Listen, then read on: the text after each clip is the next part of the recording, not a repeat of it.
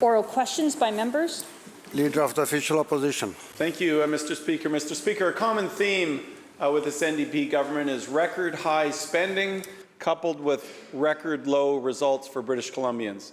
Nowhere is this more true than with BC Ferries. Well over a year ago, they appointed a former NDP MLA and the architect of the Fast Ferries debacle in the 1990s, Joy McPhail, as chair of the Ferry Corporation Board. She then promptly fired the president of the Ferry Corporation and installed a president that would take direction from this NDP government. They then handed the Ferry Corporation $500 million with no strings attached. But what do we see today? Continued missed sailings, continued cancelled sailings, and worse results for British Columbians. So my question to the Premier is, now that your government's taking control of BC Ferries, when are you going to take responsibility for the results that the public is seeing at BC Ferries? Premier. Well, thank you very much, Honourable Speaker, and thank you to the member for the question. You know, for so many British Columbians, the ferry is their connection to relatives, to business, to community events. The Guns N' Roses concert on the mainland was cited as one of the reasons for congestion the other day, people coming over and having trouble getting over for an event they wanted to go to with their friends. It's unacceptable to me, it's unacceptable to the Minister of Transportation that people are not able to get where they're going. They're not seeing the customer service that they need.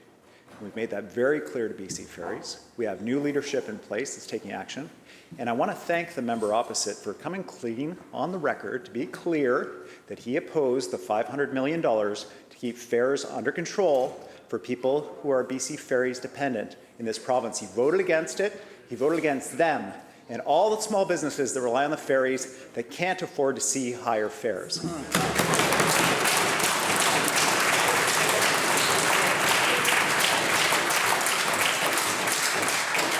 Leader of the Official Opposition, supplemental. Thank you, Mr. Speaker. Well, correction to the Premier, we voted against the entire reckless, big spending budget of yours because we're not getting results. It's astonishing that after going through a terrible summer full of cancelled ferries, sailing waits at BC Ferries, the NDP response? Let's add more vice presidents. That ought to fix the problem. Yes, so they added 4 new vice presidents, all of them making over $300,000 to $460,000, including a vice president for public affairs and marketing. Well, let me say this to the Premier. No amount of NDP spin is going to take away from the fact that you're spending record amounts of money and getting record low results for the traveling public. So when will this Premier admit that stacking 4 more high-paid vice presidents is not solving the problem, and when are they going to start finding those highly paid vice presidents instead of the corporation, which is a waste of taxpayer money? Premier. Thank you very much, Honourable Chair. I've made very clear to the leadership of BC Ferries, the Minister of Transportation has, that we expect them to meet the needs of the people of British Columbia to get around this province. We know that there was chronic underinvestment in the capital stock, the boats, to get people from one place to another. And if that member thinks that people in ferry-dependent communities think he's on their side, he's got another thing coming. He stood in this place on that line item, on that $500 million, to help BC Ferries with the costs of fuel that had gone up, the costs of we've seen global inflation impacting all kinds of businesses. So his choice, members, his choice, members,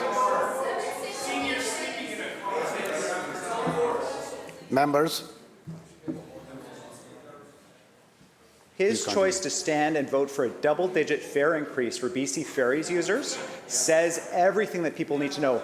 And he voted against money for cancer care.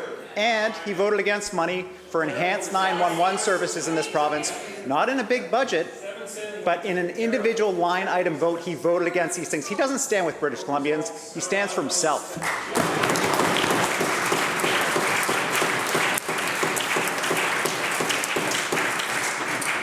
Official Opposition House Leader. Thanks, Mr. Speaker. Well, last night we were copied on a letter from Clayton Pecknold, the highly respected and independent Police Complaint Commissioner, a letter that was written to the Minister of Public Safety.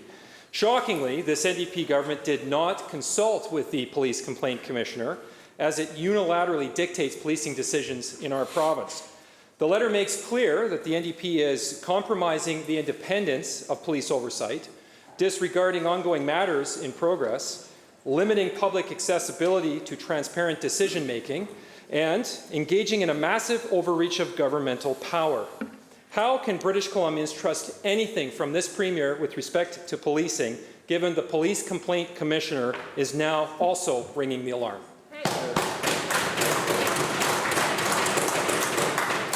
Solicitor General. Thank you, Honourable Speaker. What I can tell the member is that he wrote to my office, as he did to the members of the House. He outlined a concern with a particular section as it related to a particular other section in the bill. We spoke to him. My staff, the Legal Services branch, said that there's not the issue that he felt there was. But what I said was asked what would be required. We agreed on what the solution to his concern was, and it would be an amendment to the clause, actually removing a subsection, which we've done, and I've tabled an amendment with the clerk's table, and we'll be dealing with that when we get to committee stage of the bill. Official Opposition House Leader, supplemental. Thank you, Mr. Speaker. Well, what a complete and total mess. Yet another example of this government not doing the work ahead of time and doing appropriate engagement, and they're going to already bring forth amendments to legislation in front of the House. It's ridiculous. Total mess. It's an attack on local autonomy. There's been no transparency on this from day one, no respect for taxpayers, and as we learned from the Police Complaint Commissioner, the independence of police oversight, in his opinion, is compromised with this with the decision the government has taken. Now, the Premier once wrote the guide on how to sue the police, and now he's stomping all over our law enforcement institutions. Throughout his career, the Premier has been relentless in his quest to undermine the police. The Police Complaint Commissioner's letter confirms the Premier's still at it.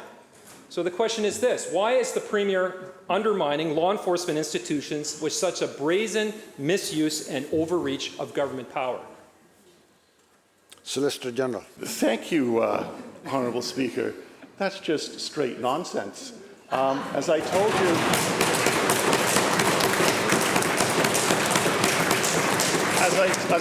you, as I mentioned a moment ago, Honourable Speaker, we were contacted by the Office of the Police by the Police Complaints Commissioner. He raised an issue. Legal Service Branch looked at it. They said that and talked with him. There's a way to address it. That's exactly what was done. But the Members. Minister has the floor. Thank you, Honourable Speaker. But when it comes to real confusion, Honourable Speaker, it really is on that side of the House. Because, Honourable Speaker, on one day, the Leader of the Opposition is on South Asian media going, first off, we have to call back the legislature, and I've been very clear that not only should they do that, we would certainly be there and help them make sure that they get that done in terms of putting in a bill to deal with Surrey policing transition and a binding decision. That's what he said, Honourable Speaker. That's the position of the Leader of the Opposition. Members. Yet the member from Surrey South stands up and says that the government is ramming through the bill and that they're going to vote on it, Honourable Speaker. So the real question is, who is the Leader of the official opposition? Is it the member from that member over there, or is it the member from Surrey South?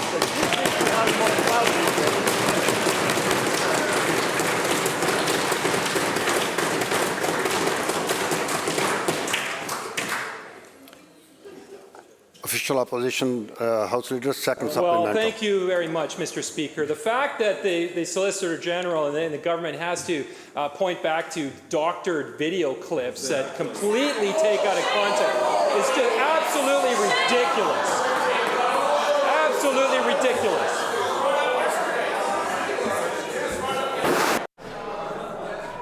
Members, calm down. Please. Member will continue. I'll tell you, if this was a decision that the Leader of the Opposition was making, there wouldn't be an attack on local autonomy. There wouldn't be disrespect for local taxpayers. There wouldn't be, we wouldn't have brought forward a decision that actually compromises the independence of police oversight. We would have actually engaged ahead of time. So again, we would have engaged with everyone ahead of time. Instead, this government has to come in here and try and clean up this mess, which has been a total, complete example of incompetence from day one.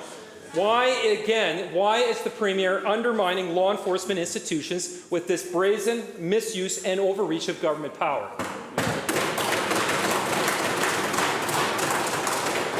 Solicitor General. Honourable Speaker, once again, the desperation of the opposition shows itself by trying to blow up something that it was a small technical issue that absolutely.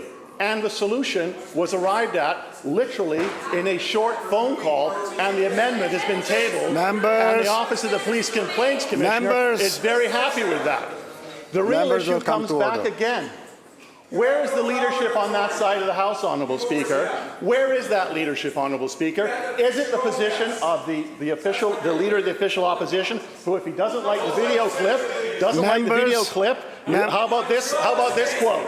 The BC Liberal leader promised members of the Punjabi Press Club of British Columbia that he will work hard for a smooth and successful transition of Surrey's own local police force. Is that the position of the BC Liberal, of the B Cup, or is it the position of the member from Surrey South who says, no, we're going to vote against the bill? Who is the real leader over there, Honourable Speaker?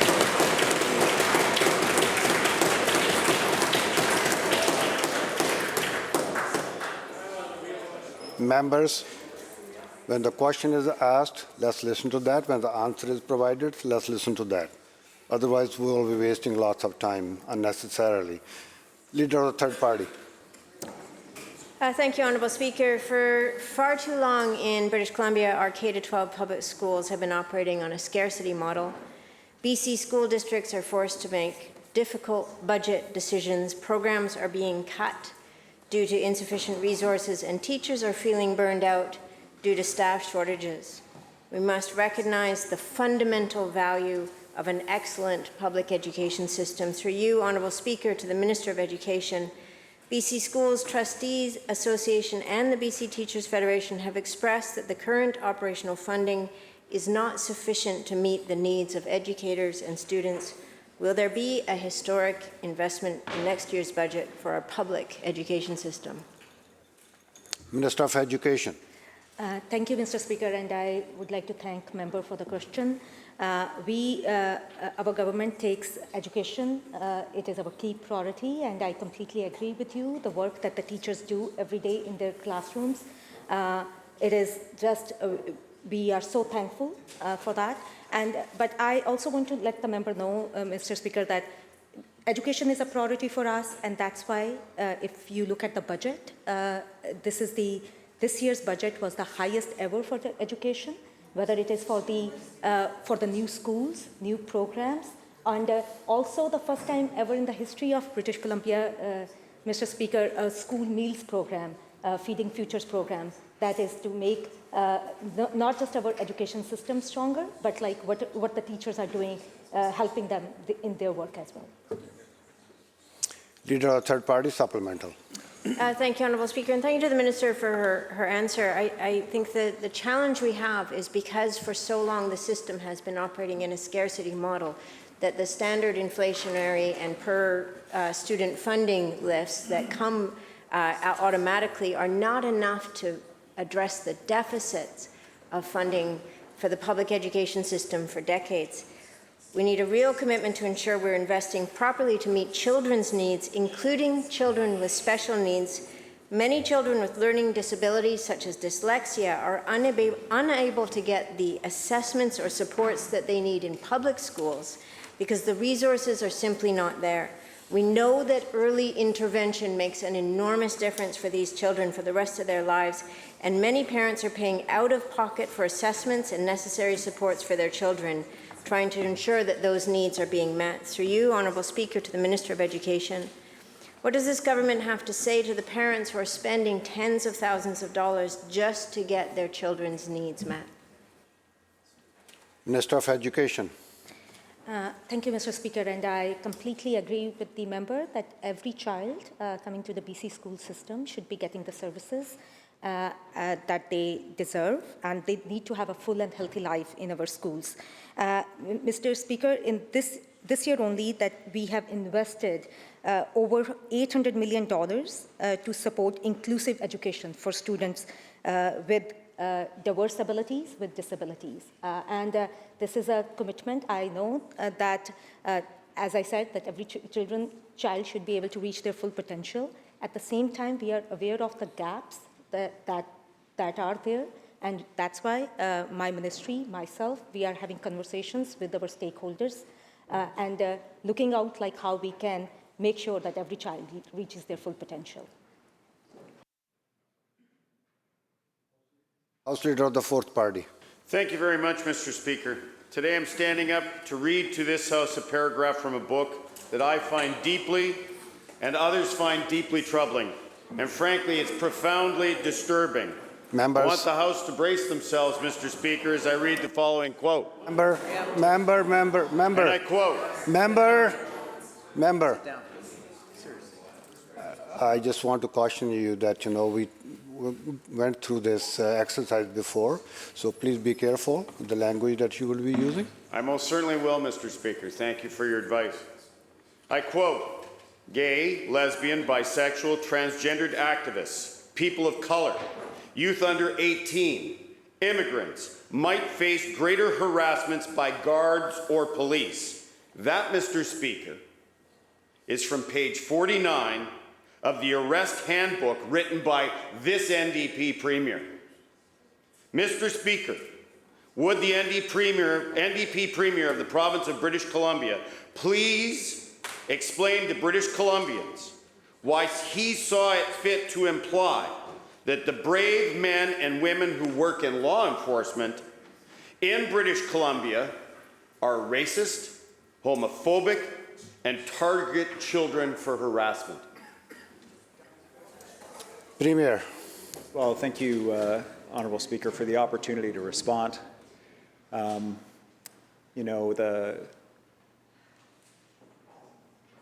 issue, and it's a serious one, of the experiences that people from visible minority communities have with police is one that is widely recognized. The members' attempt to make light of that, an issue that has been recognized by police, by police complaint commissioners, by public inquiries. This was an issue that raised its head in Vancouver when a judge was stopped on the seawall by police. He happened to be a black man, Honourable Chair. The experience of Indigenous youth in their interactions with police lead them to have a reduced relationship of trust is a serious one because Indigenous people are more likely to be victims of serious crime. So to stand in this place and pretend there wasn't an all-party steering committee looking at issues exactly like this, while the member sat over here, to make light of the experiences of people in British Columbia and across North America, and issues that police are grappling with, how to serve different communities, how to be representative of different communities. I don't think it does anybody any good in this province. And it is part of a continuing pattern of behavior out of that new party that is profoundly disturbing to me and I know to many members in this place.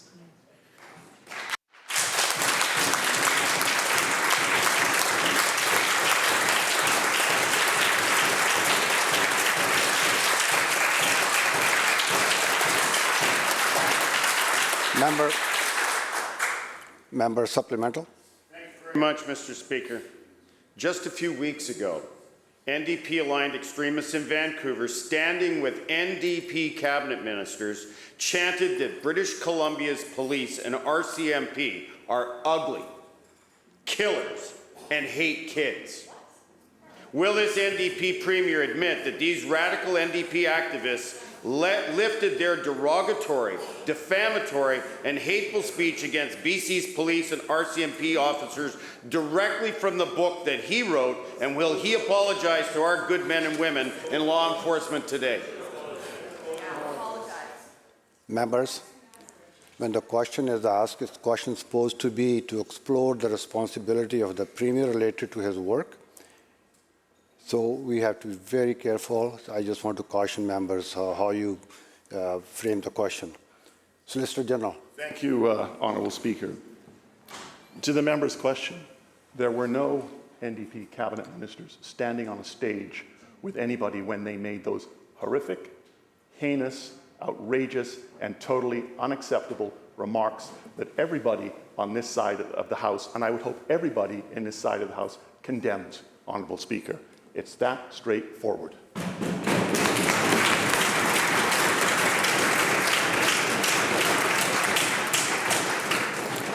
Member for West Vancouver, Capilano.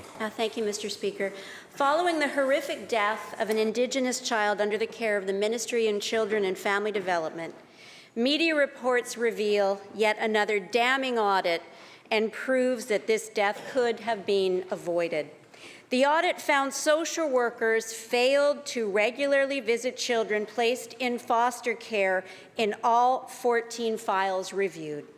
Surely this must be the final straw for a minister that has repeatedly failed to protect the children in her care with fatal consequences. Will the Premier do the right thing and fire the Minister for Children and Family Development? Children and Family Development.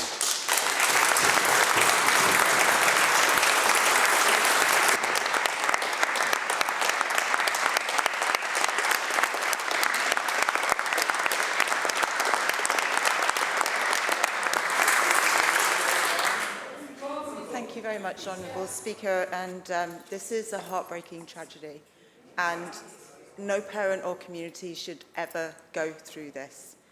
Every day I reflect upon how the whole system failed those children. They were failed at every level, including my ministry. And as a former frontline worker, I know what basic social work is. I know how we should be serving and taking care of the safety and well-being of the children and youth who are in our care. And homes need to be properly assessed. Children need to be seen, and they need to be seen regularly. Basic social work procedures in that particular circumstance were not followed, Honourable Speaker. And as soon as we found out that the house was not safe, the ministry took immediate action, including making sure that all children and youth under the care of that particular MCFD team were visited and were seen, and their placements were assessed to make sure that they were the right placements for them. And I directed my staff to make sure that they could assure me that there was no situation like that anywhere else in our province. Thank you. Member have supplemental. Mr. Speaker, this is not about the ministry as much as it is about the minister and the minister's responsibility. And having the minister reflect is not enough. She needs to have stepped up and fixed this.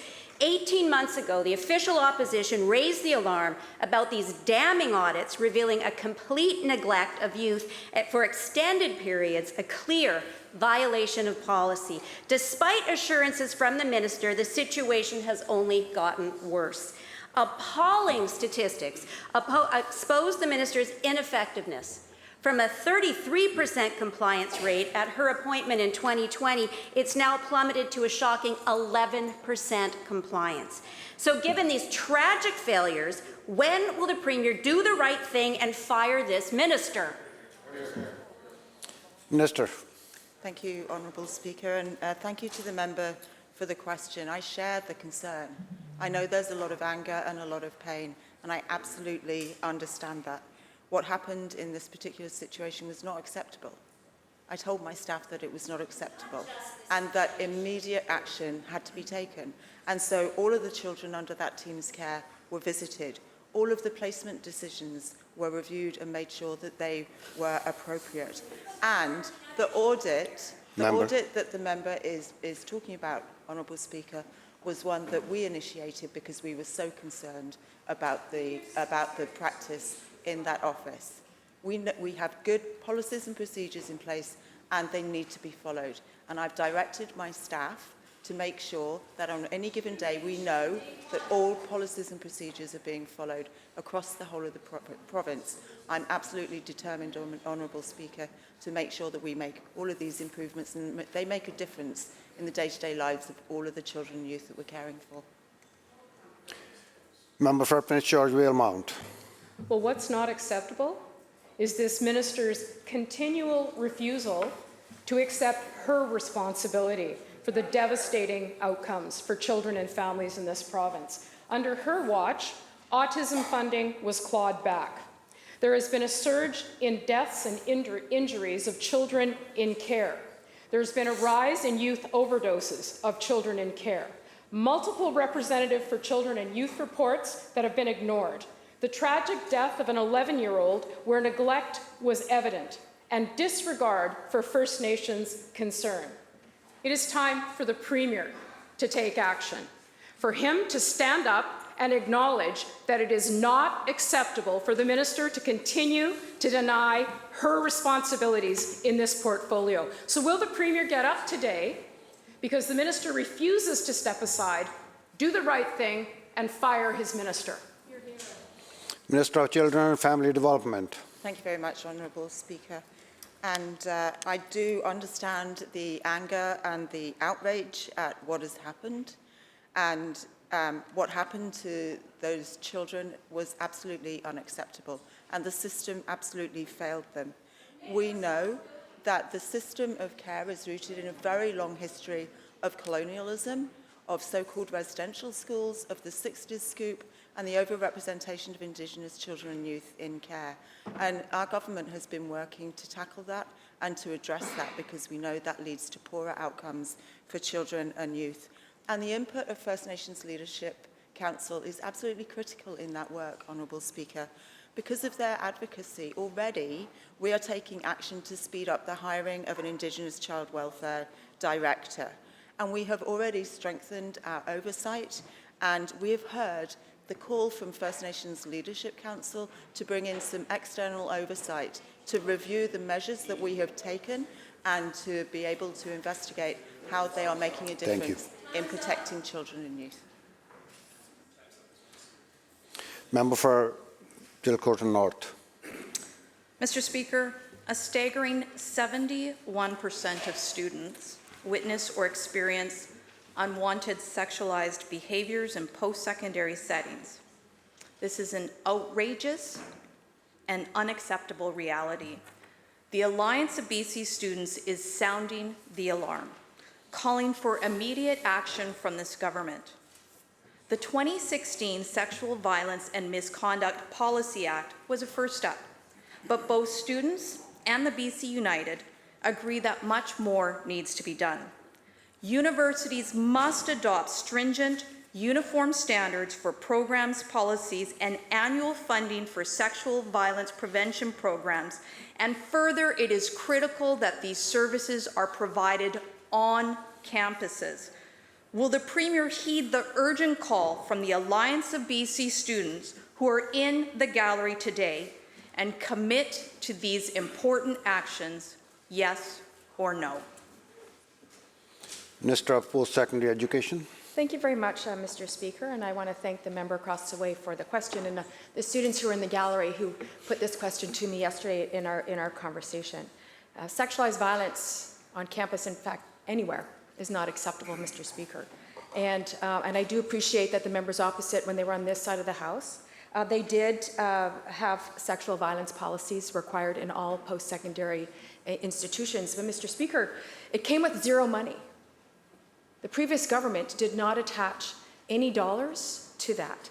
And when we formed government, we heard that, and we listened to the students who were advocating to us back in 2017, and we provided over $750,000 to colleges and universities to prevent and respond to sexual violence. So we've been supporting, we've been hearing their voices, and we've been providing the resources that they need.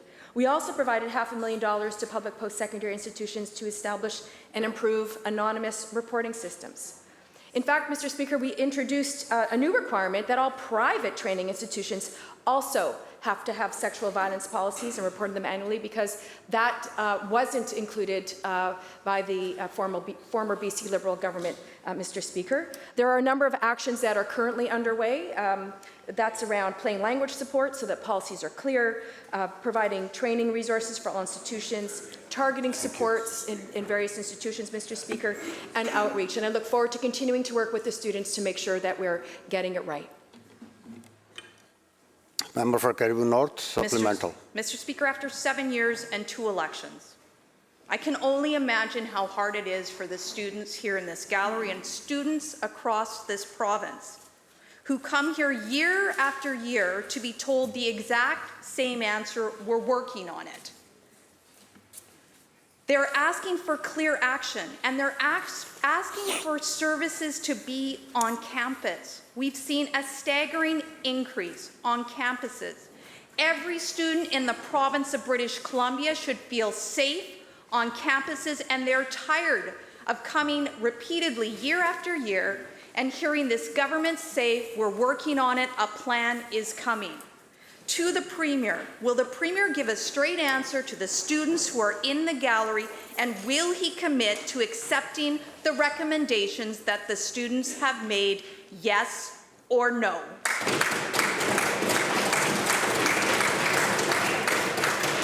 Minister of Post-Secondary Education.